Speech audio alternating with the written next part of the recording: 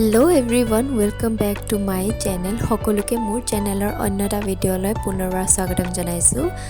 কি খবৰ আপোনালোকৰ? আশা কৰো সকলোৰে ভাল। মোৰো পিছে ভালে।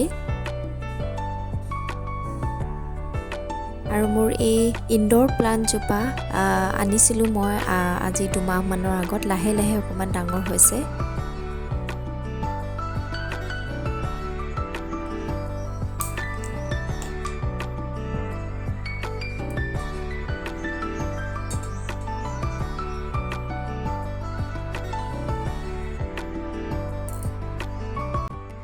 আৰু আজি মই আপোনালোকৰ লগত শ্বেয়াৰ কৰিব লাইছো এটা স্নেক্সৰ ৰেচিপি, মানে নাস্তা চাহৰ লগত খাব পাৰি বা আলহী আহিলেও আপোনালোকে বনাই দিব পাৰে। খুব সিম্পল হয় আৰু খুব ইজিলি হৈ যায়, সোনকালেও হৈ যায়। তো মই বনাম আজি ভজা পিঠা, চাউল গুড়িৰ ভজা পিঠা। তো প্ৰথমে মই পিঁয়াজখিনি এনেকৈ চপ কৰি ল'লোঁ।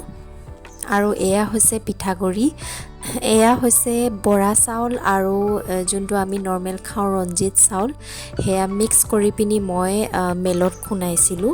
আপোনালোকে দেখিছিলে চাগে কোনোবা এটা ভিডিঅ'ত মই ধুই পিনি শুকুৱাইছিলোঁ, ৰ'দত শুকুৱাই। আমাৰ ওচৰতে মেল আছে, তো আমি তাতে দি পিঠাগুড়ি ধুনীয়াকৈ খুনাই লৈ আনো। তো সেয়া বহুত দিনলৈকে ষ্ট'ৰো কৰি থ'ব পাৰি, বেয়া নহয়, যিহে ৰ'দত শুকোৱা হয় চাউলখিনি ধুনীয়াকৈ ধুই। চ' তেনেকৈ খুন্দি আনি মই অলপ সৰহকৈ থৈ দিওঁ ঘৰতে।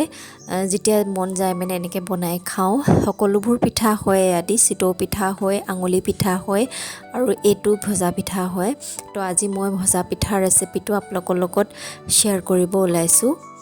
তো তাত দেখিলে চাগে মই গোটেইখিনি ৰাইট লিখি দিছোঁ যে পিঠাগুড়িত মই দিছোঁ পিঁয়াজ, হালধি পাউডাৰ, নিমখ আৰু আদাৰ পেষ্ট। আৰু তাৰপিছত মই লাহে লাহে গৰম পানী, উতলা গৰম পানী লাগিব ইয়াত, ঠাণ্ডা পানী ব্যৱহাৰ নহয়। যদি ঠাণ্ডা পানী দিয়ে তেতিয়াহ'লে কেতিয়াও পিঠাটো ভাল নহয়। তো উতলা গৰম পানী লাহে লাহে অকণমান অকণমান দি পিনি এনেকৈ অকণমান অকণমানকৈ দিব লাগে, বহুত বেছি দিব নালাগে। যদি বেছি দি দিয়ে তেতিয়া মানে ডোটো খুব ঢিলা হয়, নহ'ব মানে পিঠাখিনি। খুব অকণমান অকণমান দি পিনি লাহে লাহে এনেকৈ খচি যাব লাগে, ডো এটা ৰেডি কৰিব লাগে। ঠিক এনেদৰে মই যেনেকৈ কৰি আছোঁ। তো ফাইনেলি এইটো ডোটো ৰেডি হৈ গ'ল, দেখা পাইছে এইখিনি। আৰু এই পিঠাগুড়িত নহয় বৰা চাউল মাষ্ট বি লাগিব। যদি বৰা চাউল নিদিয়ে এই পিঠাটো কেতিয়াও নহয়। তো বৰা চাউল লাগিবই, বৰা চাউল মিক্স কৰি দিব লাগে বেলেগ চাউলৰ লগত, যিকোনো চাউল আৰু ভাত খোৱা চাউল। তো এতিয়া মই ৰাউণ্ড ৰাউণ্ড শ্বেপত এনেকৈ হেৰি কৰি ল'ম।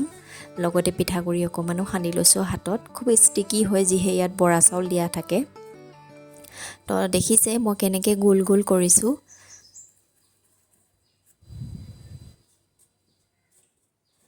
এনেধৰণৰ ডো বনাই পিনি ফ্ৰিজত আৰামছে 2-3 দিন থৈ দিব পাৰে, বেয়া নহয়। মই তেনেকৈ কৰোঁ বাৰু।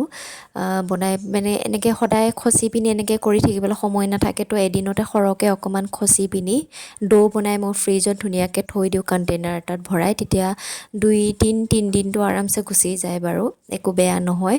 তো যেতিয়া খাবলৈ মন যায় তেতিয়া উলিয়াই পিনি এনেকৈ ৰাউণ্ড ৰাউণ্ড শ্বেপত কৰোঁ আৰু তেলত ফ্ৰাই কৰি দিওঁ। আৰু আলহী আহিলেও খুব সহজ হয় যদি ডোটো বনাই থোৱা থাকে।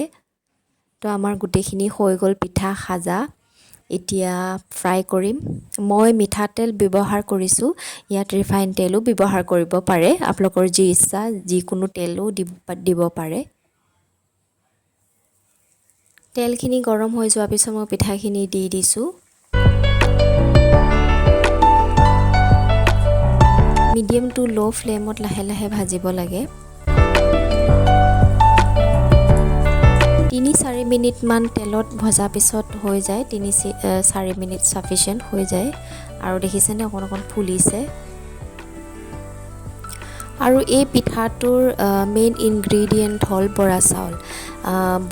শুদ্ধ বৰা চাউলৰ পিঠাগুড়ি দিও এই পিঠাটো বনাব পাৰে, খালি যেনিবা সেইটো খুব ষ্টিকি হয়, আঠা আঠা হয়, লিকটীয়া টাইপৰ। বাট যদি আমি ভাত খোৱা চাউল, যিকোনো ভাত খোৱা চাউল, ৰঞ্জিতে হওক বা আইজঙে হওক, যদি মিক্স কৰি দিয়ে তেন্তে পিঠাটো খাবলৈ ভাল হয়, আঠাটো অকণমান কম হয়। তো এইখিনি আমাৰ হৈ গ'ল।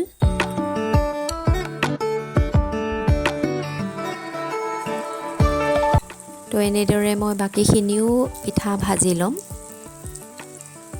আৰু এই পিঠাটো গৰমে গৰমে খাবলৈ খুব ভাল লাগে খাই লগতে গাখীৰ চাহ একাপ যদি হয় আৰু মানে টেষ্টটো বাঢ়ি যায় আৰু তো এয়া ৰেডি হৈ গ'ল আমাৰ পিঠা খুব কম সময়তে আৰু খুব ইজিলি পিঠাটো হৈ গ'ল আপোনালোকে দেখিছেই আৰু যদি হেলদি কিবা এটা যদি স্নেক্স খাবলৈ মন যায় তেন্তে এই পিঠাটো বনাই খাব পাৰে